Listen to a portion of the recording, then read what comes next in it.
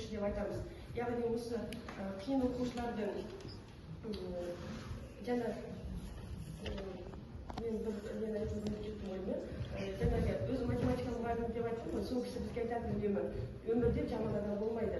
Қаншама жаман адам деп айтатын болсақ та, бірақ сол адамның бір өзіндік бір жақсы қасиеті бар деп. Сол сияқты жаңағы қиын оқушыны алып қарасақ та, ол қанша сабаққа кешігіп немесе оқымағанымен, бірақ та сол баланы жеке алып, өзімен жан дүниесіне үңіліп сөйлесетін болса, ол баланың ішінде басқа бір баланың бейнесі көруімізге болады. Ол бала мейірімді болуы мүмкін, немесе мейірімді басқа адамға қамқор жанашыр оқушы болуы мүмкін. Және де енді қосымша осы сыныбым туралы айтып өтсем, менің осы сынып алғаныма 8-ші сыныбымда осы сыныпты алғаныма 2 жыл уақыт өтті. Ең басында бұл сыныпты алған кезде қатты қорықтым.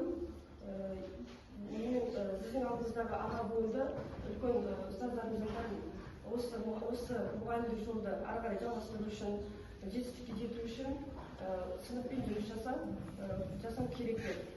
Қазіргі кезде қарап ойласам, осы сыныппен жұмыс жасаған өте дұрыс.